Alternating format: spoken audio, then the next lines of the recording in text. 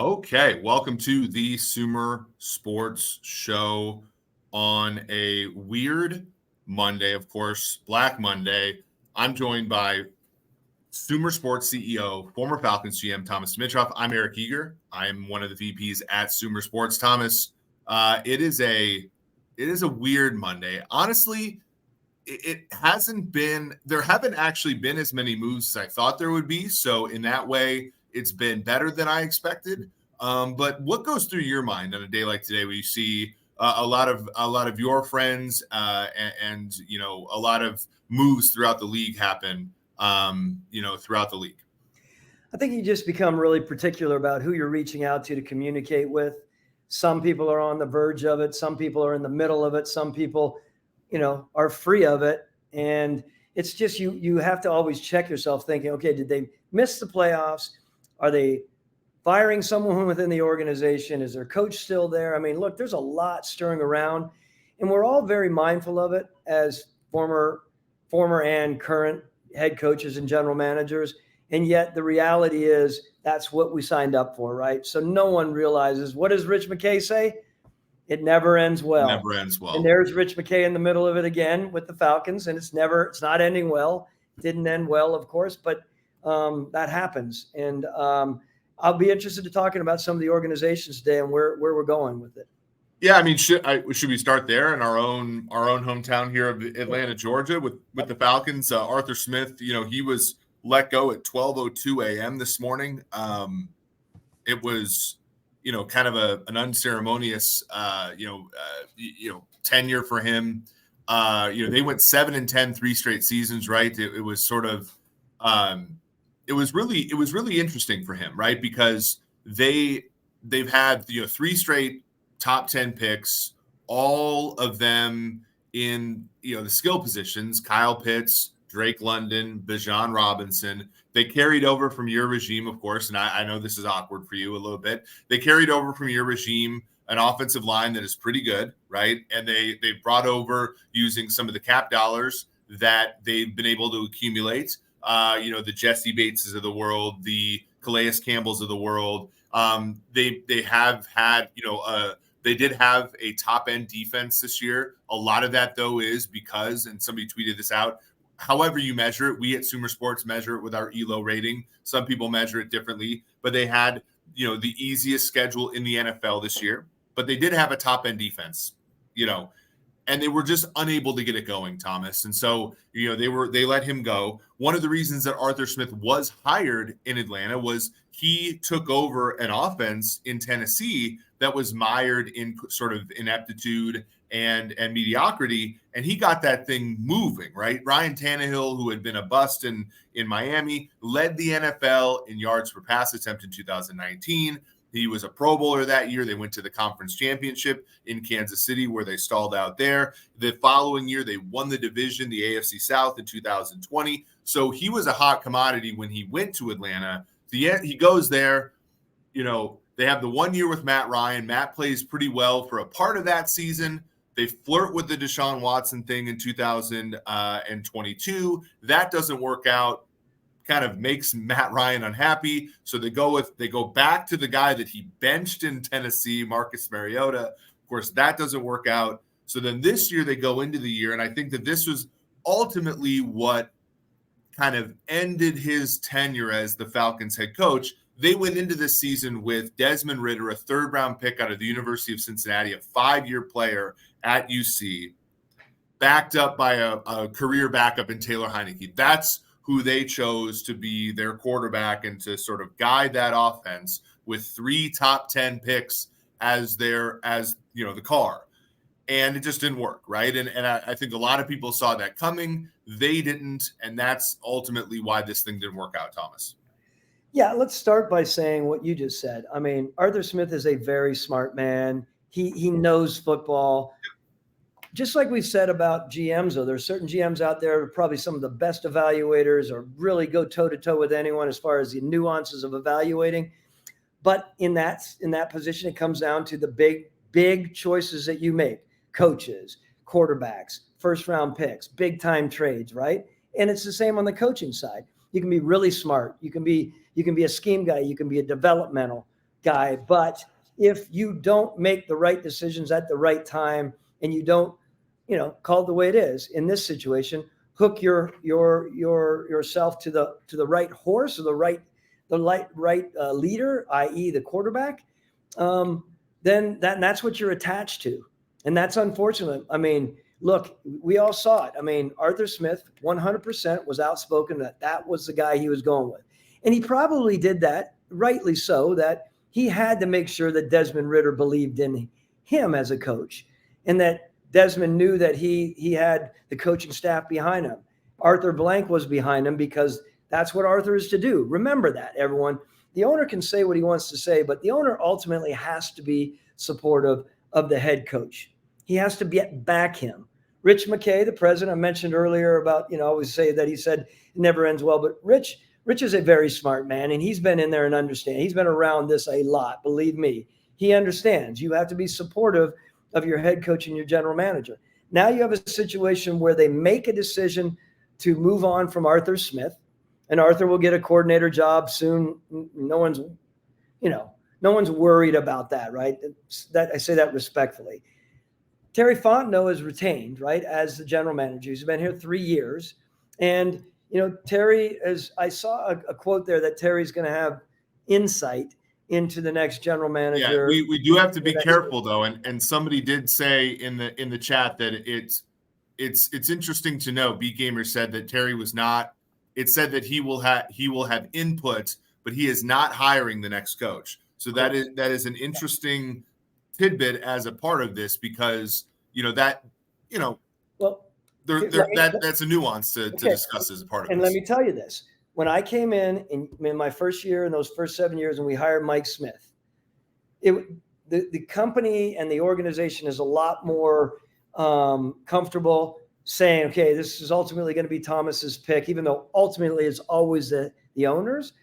But you have to. I remember Arthur coming up to me. I don't know how many times during that process with Mike Smith. You like him? It's on you. Are you good with him? Et cetera, et cetera. When we got to Dan Quinn, however, we had a bigger group of people in the selection process.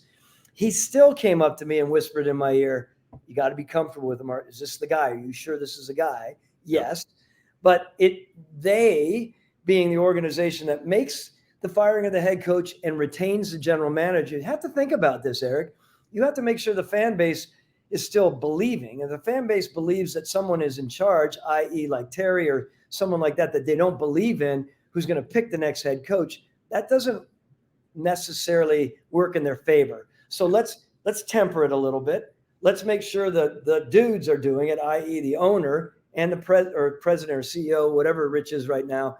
They're leading the charge, and then that people are thinking Terry's also involved. This is an important nuance that most teams will do when they fire a head coach and retain a general manager.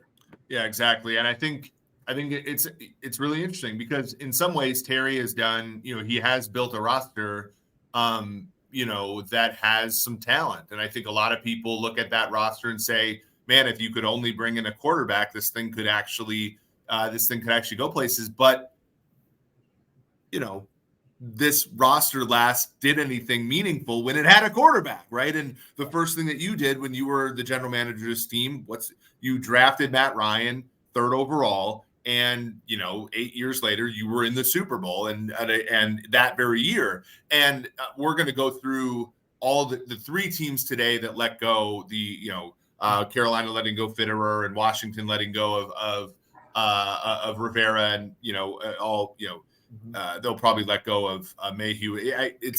We're not certain yet, but the common theme with all 3 is they haven't gotten the quarterback right? And so you can talk about how attractive a job is, but not getting the quarterback right is almost entirely the issue in a lot of cases. So it's going to be interesting to see where they go from here. But to your point, I think Smith has a lot of good elements to him, but maybe to your point, like to your point, a coordinator job maybe the right flavor for him next, and he was very successful at that when he was with Tennessee. To your point, let's move on to the next one, which is Scott Fitterer in Carolina. Fitterer, in 3 seasons, he was hired before the 2021 season, so he was hired after Matt Rule was hired to coach Carolina, and a lot of people believe that that staggeredness was sort of maybe a little bit of an influence there. The Panthers were 14-37 in his 3 seasons as the Carolina GM. He was obviously the GM when they drafted Bryce Young. This past season they were 2-15. Young struggled a little bit there. They had the distinction this past year. The Carolina Panthers were the only team in NFL history to never lead in the fourth quarter. Both of their wins this year were on last-second field goals. They had some successes, of course. I think J.C. Horn's quite a good player. They traded for C.J. Henderson, who I think is has some good elements to him, obviously, but he was available after being the 9th overall pick for a reason. They've made some moves that have been positive. But Carolina is in transition, and I think that there were some people who thought he would stay, so this was surprising to some. But I think anything was possible in Carolina at this point.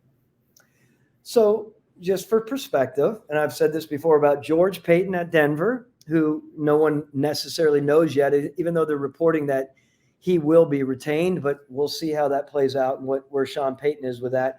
And Scott Fitterer. My point is, both of these men, very good football evaluators, and they're very well liked around the NFL, right? So there's a lot of fan favorites. We don't call them not fan favorites, but a lot of scouting favorites. Both these guys, and let's specifically talk about Scott Fitterer. He's very well liked in the community, in the football community, right? People pull for him. People were hoping that he was going to retain, that maybe he'd have an opportunity to go out there and try to pull in Ben Johnson, right? Maybe that's what he's going to do, because we hear that there's a link there. Unfortunately, it didn't work for him. And he being David Tepper, has to now look at this and say, okay, I'm starting from ground zero here, trying to figure out who in that world is going to be his right-hand guy. You hear about Mike Ford out there. We know Mike Ford, right? Mm-hmm. Mike Ford is a very talented search person and process guy. Just so everyone knows, Mike Ford has a history of doing coaching searches in Premier Soccer very, very well. He helped Tepper hire Charlotte FC's manager just recently, and there was the report out that his firm Sportology is helping Carolina hire their current head coach. Right, and Sportology is known around the league. People, there are people and teams that brought him in. We worked with him really early in Atlanta, way back in a different mode, not to hire coaches, Eric, but to help with the processes. Again, that's a big thing in the NFL when you become head coaches and you come together as a head coach and a GM. It's really important to work with someone like that, I feel. And he is that guy. My point I bring him up is now Mr. Tepper, Mike Ford, and company really have to dig in and see how they're going to navigate through these possibilities. Are they going to bring in an over-the-top football operations president that can be over top maybe a young head coach and a young general manager? This is something that people are watching. Their cap and contract guy, Samir has been in the league for quite a while, mm-hmm. and Samir is still there. And Samir has a really strong ear of the owner. So it's going to be important to see, and we've talked about this, how the search group is put together, right? Is it a wide array within that organization, or is it really narrowed down to David Tepper and 2 or 3 people? It just depends on the organization. Yeah, it's interesting, right? Because I just think you take a look back at since he's owned the team, right? And it's you have Rivera, and we'll get to Washington in a little bit, because Rivera's had the distinction of being there when both Harris and Tepper have owned the team, and so he's had both. But when you change so much, I think the big thing in Carolina, and you're right, Fitterer is really well liked, and I think a lot of people are rooting for him. And I think the Panthers in general are a team that not that many, they've never been broiled in scandal. They've never had you were the Falcons general manager for 12 and a half years, and you don't hate the Panthers, right? You hate the Saints, right? Because there's not you're right. It's an interesting thing. No one hates the Panthers. You know what I mean? People want them to have success, and I think the thing about it is I think with Tepper, it's just take a step back, take a deep breath, ask yourself, why do you own the team, right? You and just and tell you have decades of owning this team. You don't have to win the Super Bowl in 2 years, right?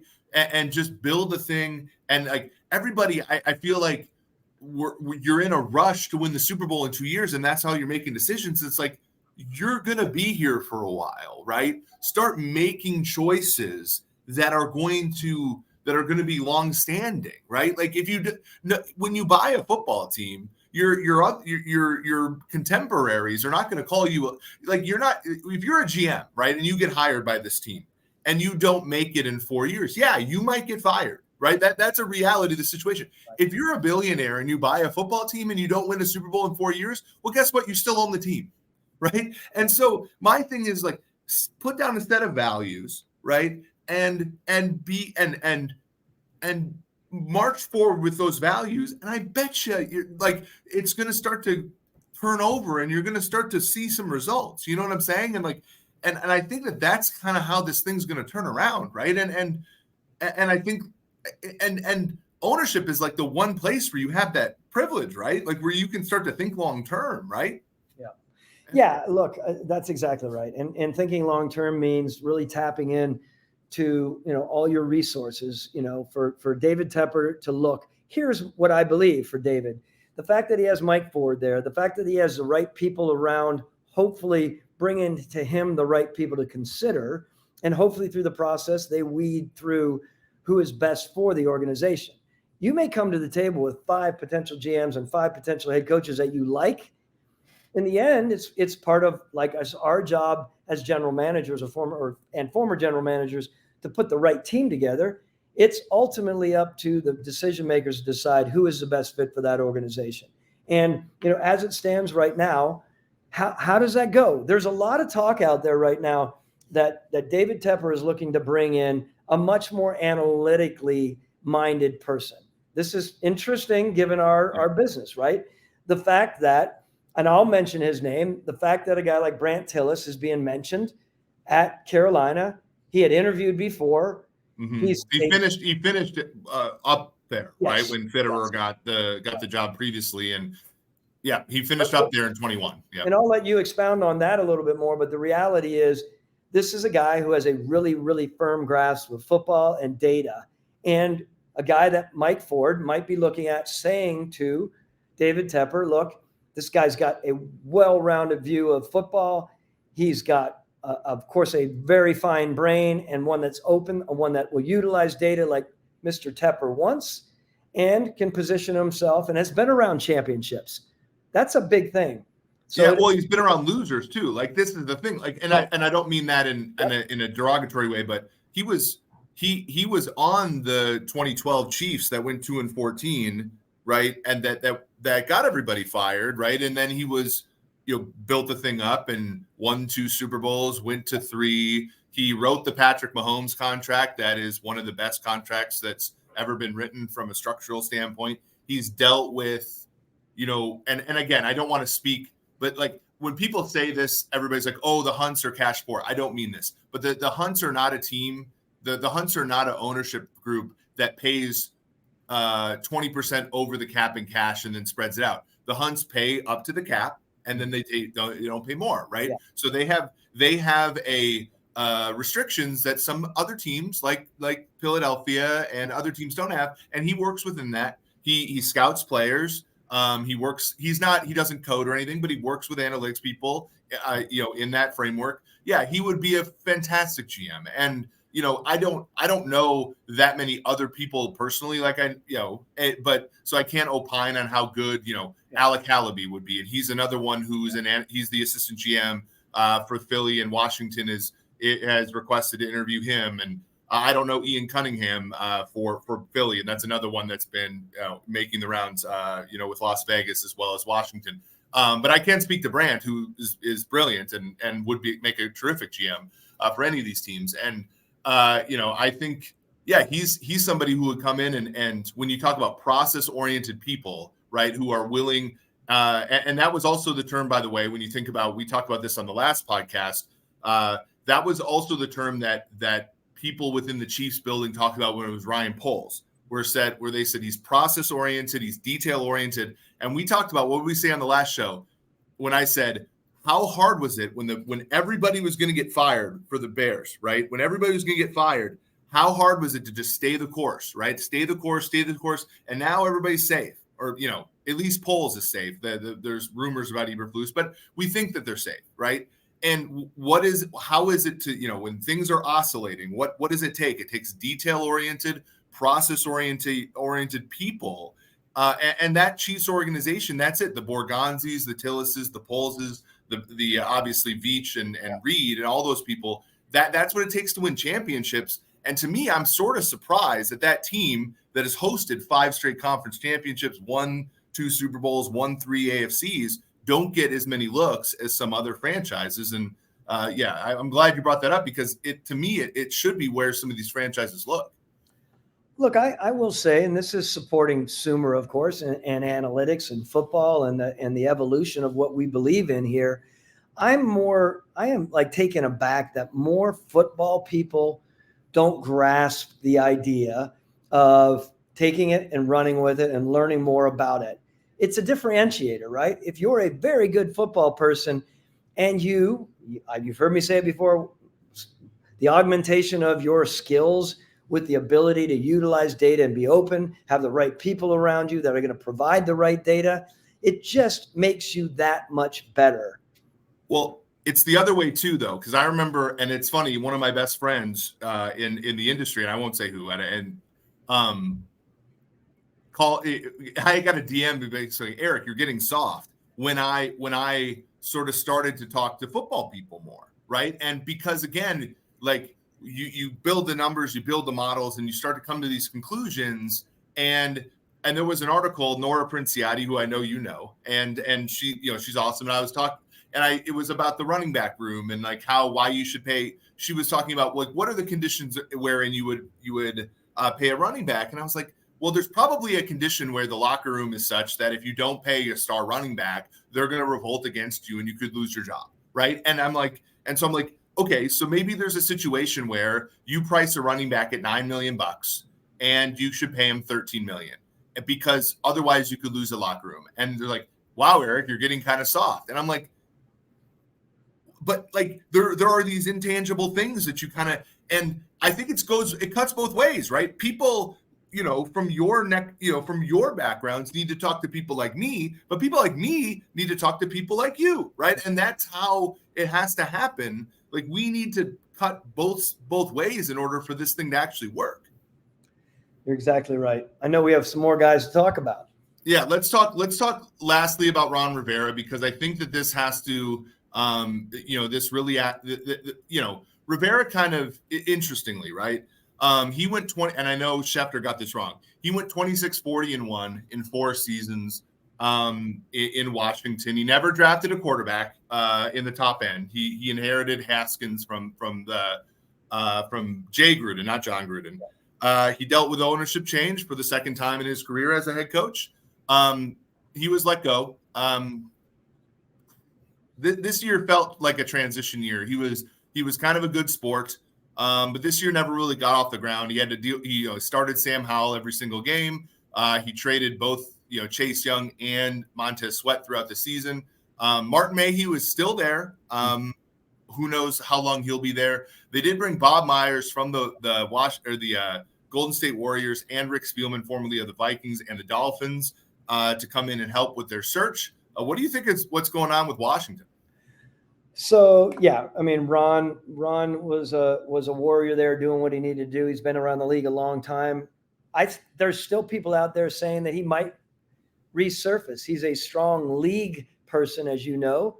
And if there's a team out there that can't get, for instance, Bill Belichick, and maybe they're not in the Harbaugh sweepstakes, and they don't want to go for young guy, does he resurface?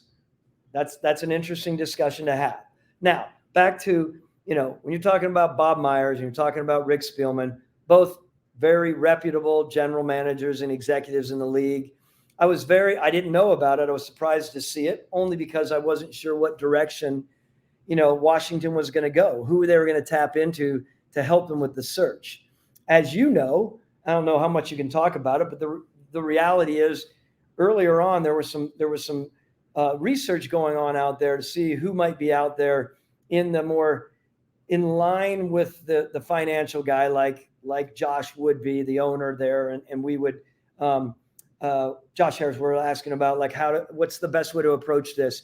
And I don't know if you're at liberty to talk about it, but there was a gentleman that was involved in trying to go out and try to help him from the basketball world to get to this. Yeah, I mean, it's pretty easy to piece it together, right? Like, Josh Harris owns the 76ers. Daryl Morey is the I don't know if they call it the general manager, but it's, Daryl Morey runs the 76ers, right? And so you can imagine that, he's kind of using everybody there. And then, of course, Josh Harris hired Eugene Shen, who was, previously of, let me look, the Ravens, Dolphins, Jaguars. So he's like the VP of like strategy there now. So, that's kind of their first foray into hiring kind of the analytics folks. Yeah. So that was their first kind of go around here in the football world. But they kind of, first year, they kind of wanted to keep most things continuous. Yeah.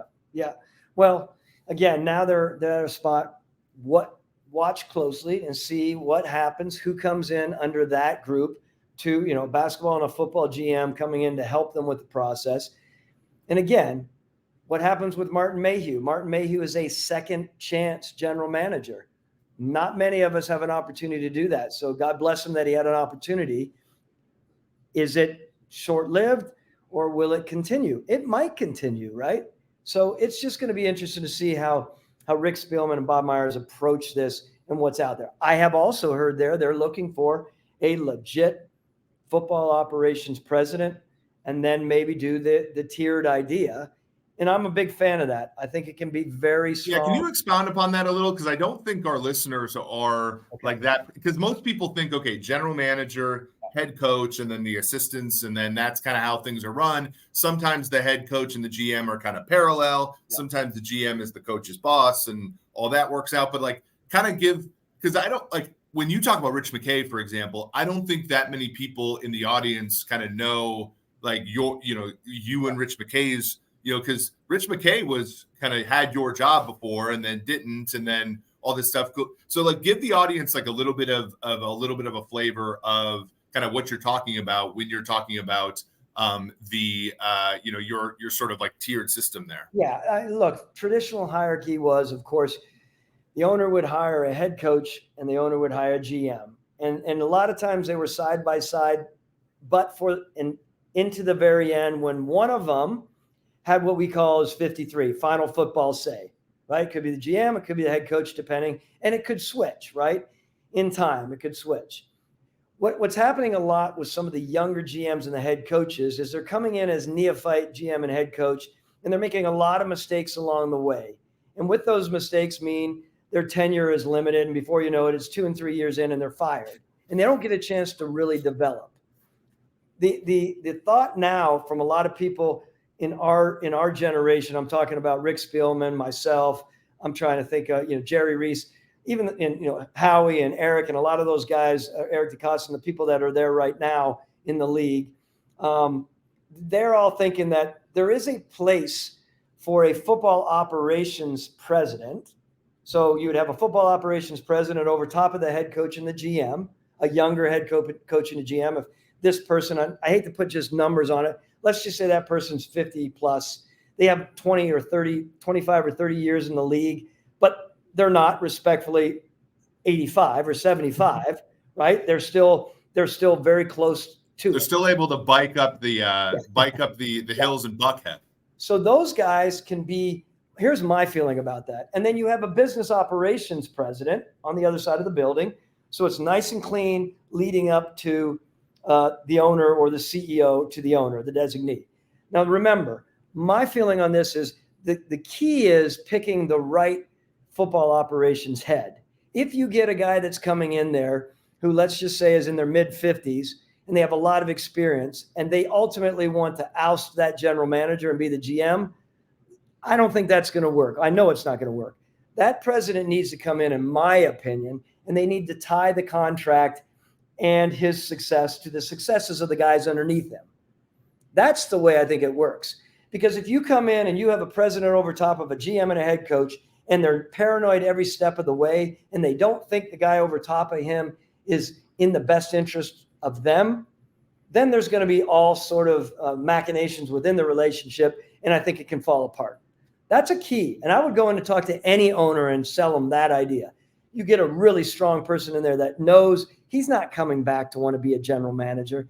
He wants to be the president and help that team grow these younger executives and younger head coaches. Well, I think that the really nice part about that, because one of the, and you can correct me if I'm wrong, and I'm wrong all the time, but correct me if I'm wrong, but the worst kept secret in everything is a lot of times the owners have a really big say over the most important personnel decision in all of football, which is the quarterback, sure. Right? And a lot of times the general manager ends up being the fall guy for when that decision doesn't work. And so I think that the more counsel that, because look, you're not going to be able to stop that, right? I don't think, right? You're not going to be able to keep the guy who bought the train set from moving the tools. We know this, right? We know this, that this is not going to change.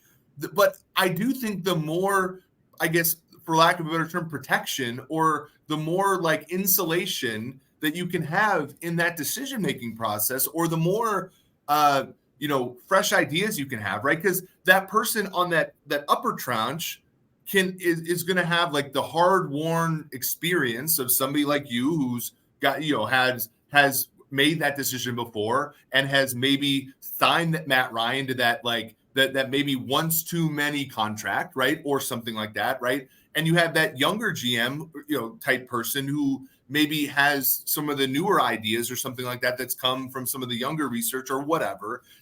That younger head coach who has a new scheme that no one's run before or whatever. I think that triad, for lack of a better term, that maybe is a better insulator than maybe the current,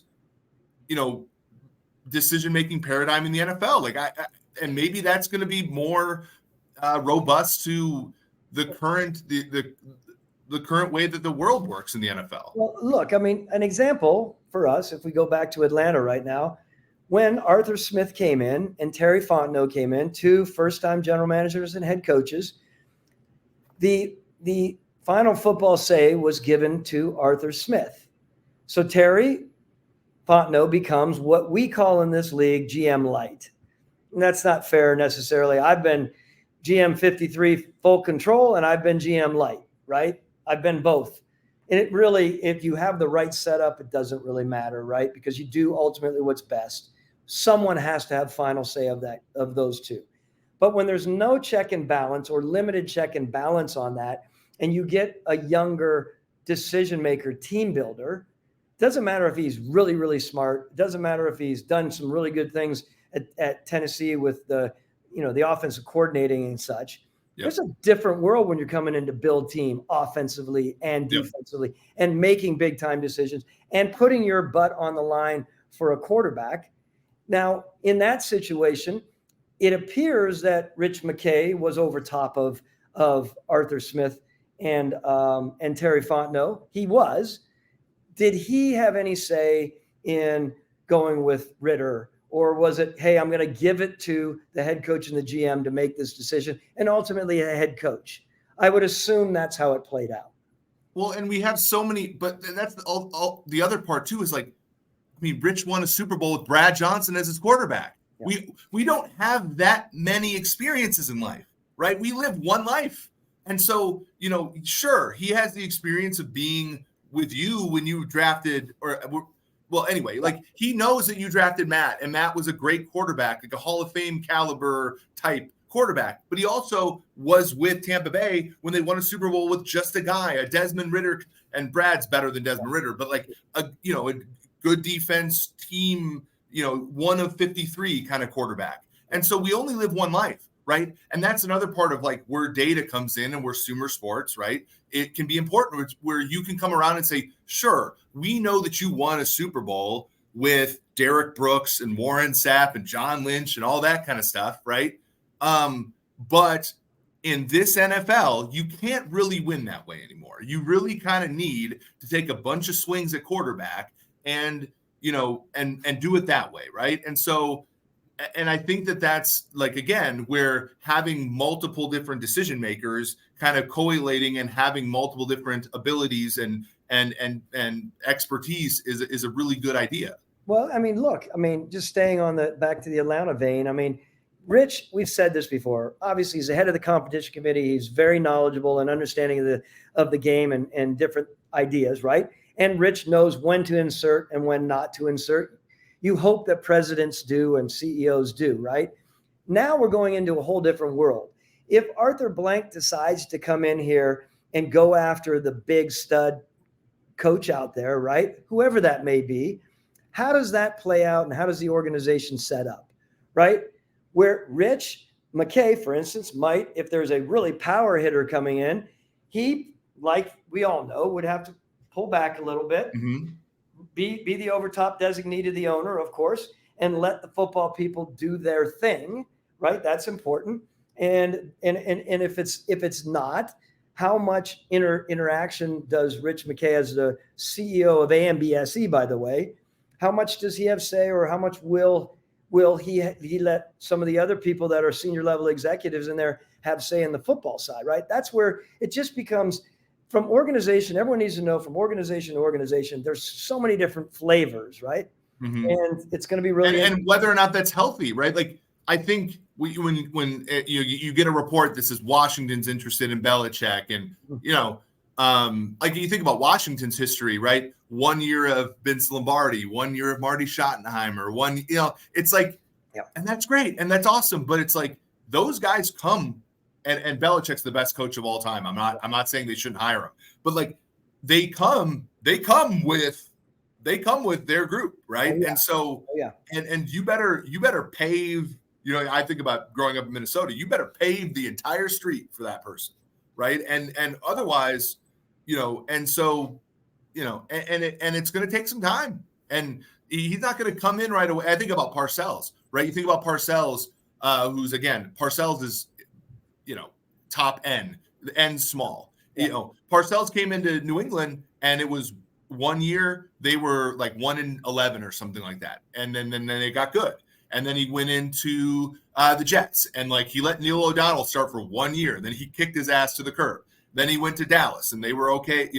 It's when those bigwigs come in, they get shit done, but it takes a little bit of time because it's got to be their thing. Well, and I've said this time and again, I don't want to repeat it.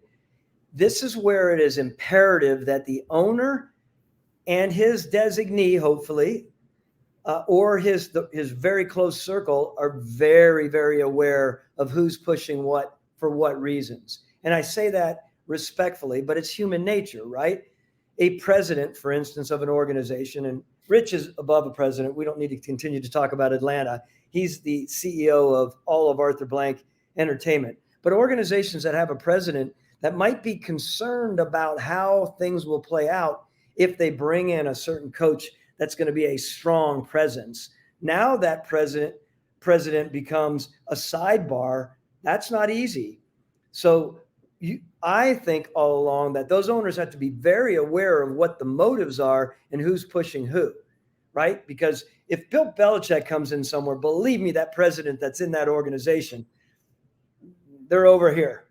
They just are. And if they can accept, like, we're ready to take Bill Belichick in for the next 3 or 4 years to win a Super Bowl, and that means my life is going to change as a senior level executive in the organization, they have to, that owner better look at that guy and realize, are you doing this for the team? Because it's very different than bringing in Ben Johnson when you're a president, and Ben Johnson can be taking on mentoring ideas from you. That's a good feeling as a president. Yeah, exactly. And that's such a good point. Yeah, like this, it's all those things. But the other part, if the reported numbers are true about Ben Johnson, that's another thing, right? Like, so if you throw those big numbers out to try to get him out of Detroit, that's again, it's incredibly complicated. But And that's why, that's why it's hard to win in the NFL, right? Because there's a lot of complications. And that's why, going back to the whole Kansas City thing, maybe that's why they win so much, right? Because those guys are there, they stay there for a while. And that culture is fairly stable, and they know how to run things really well, and there's not a ton of egos in that building. Can I say, I know we're going to be moving on here, but like, this is a fascinating topic. I've been through it a couple times as far as, the picking of the head coach, right, as a general manager, and coming in as a new general manager, then being a holdover general manager. I speak from a lot of different levels, as well as being a, rank and file guy growing through I've kind of experienced all of that. And I think about it, it is an enervating process, right, Eric? I mean, here's Arthur Blank another 3 years from now doing this again at 82. I mean, that's the last thing he wants to do. He wants to put this team together and help them, which he does. He is amazing at providing an organization with the right resources. But the last thing he really wants to do, I'm sure, is like revisit this. He's not just doing that for the sake of doing it and being a heavy hitter. He's doing what he thinks best. Well, and that's also like, that's everywhere, right? When we at Tudor, right, or at Sumer, right, with PTJ, he's like, I want to get the best people in there, and I kind of want to ignore you guys for a while because I want you to figure it out, right? Like, that's exactly how PTJ is. That's exactly how I'm guessing Tepper wants to be. I'm guessing, and I'm guessing that's where a lot of the frustration is, right? I'm guessing that's where where you look at Carolina and that's where the frustration boils over. It's like, I'm paying a lot of money to the, and where, folks get frustrated. So this has been, Thomas, this has been phenomenal. This will set a record for our most listened to show, I guarantee you. And what's even funnier is I'm going to go through this a little bit because just to make you laugh, there is a running back value discussion going on in the comments as well with some people. So I'm just laughing. I'm laughing along as well because a lot of people are talking about coach hires and GM hires, all this. And then there's a running back value discussion that's happening as well. Before we go, though, I'm going to promote some stuff at Sumer because we got some really cool stuff going as well. We have our playoff preview where you have some quotes and predictions from the guy to my left, Thomas Dimitroff. He's going to pick his Super Bowl pick, his NFC and AFC pick. You also have me, Sean Clement. You also have Tej Seth, Tej Seth and my colleague named Lucy Kent. If you think that the playoff preview looks amazing, Lucy Kent is the one that made it look great. So that's who I'm giving all the accolades to there. But I'm also going to show you guys at sumersports.com. Let me show you guys a little bit of some stuff. Here is the league table. If you want to look at your favorite teams and their chances of winning the Super Bowl this year, just go to that. It is updated through week 18 for all your viewing pleasure. You could also look just at the